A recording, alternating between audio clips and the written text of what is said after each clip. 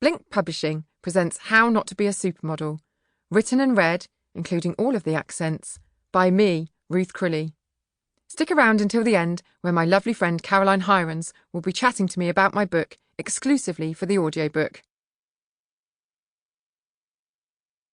Welcome. I'm Ruth Crilly, and you're joining me on my guided meditation, where I'm going to transport you into the mind of an early noughties fashion model. Close your eyes, begin to slow your breathing, and to bring the attention within.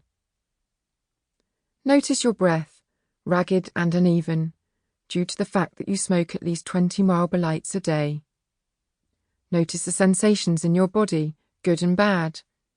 The caffeine from the 3 cans of Diet Coke you drank for lunch, careering through your veins.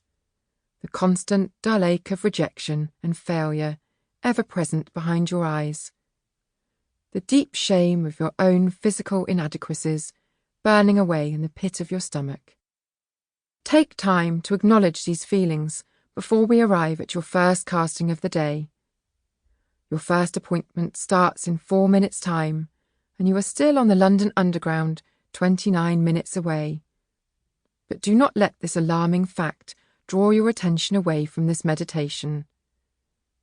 As a noughties fashion model, you must acclimatise yourself to what will be a perpetual sensation of high stress. You will have 8 or 9 castings a day. They will have been arranged with no thought to travel practicalities. Accept that your days are apparently scheduled by a sadistic maniac who has no concept of geography and must assume you get from one casting to the next by using a time travel machine. Note your feelings, but do not try to make sense of them or dwell upon them. Breathe in. Breathe your anxieties out. Mind the gap. Mind the closing doors. Let us now leave the tube train and wind our way up to daylight, leaving the noisy depths of the underground behind us. We emerge in the year 2001, a simpler time. You are in Shoreditch, before it was sadly made hipster, and it is a place of photographic studios and grimy pubs, and a large flat can be bought for £190,000. You should buy one whilst you're here. It will be worth a fortune in 20 years' time. Hear the construction workers at Old Street Roundabout kindly singing their positive affirmations in your direction. Get your tits out for the lads. Get your tits out for the lads. You are loved. You are admired. All of the things shouted at you are for your own benefit. Oi, sexy. I do you. Bet you don't get many of those to the pound. You should smile, you moody cow.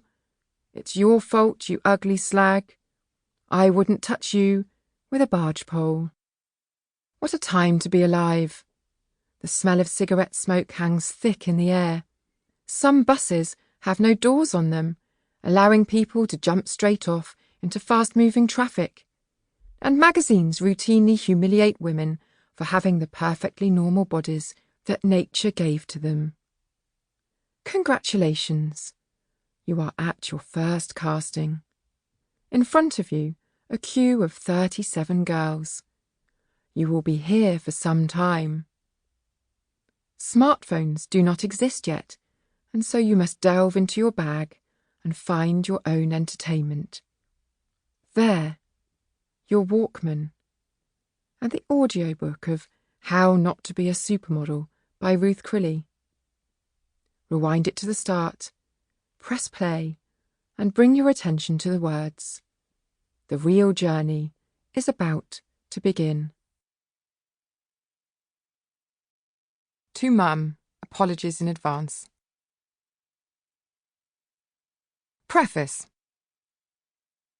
Very little about my childhood pointed to a future in supermodelling. Yes, I was probably slightly taller than average, and I was slender, but there was nothing unusual about being slender if you were a child of the 80s. It was difficult to build up much timber when you were forced to spend all of your days outside, as we were, Sample complete. Ready to continue?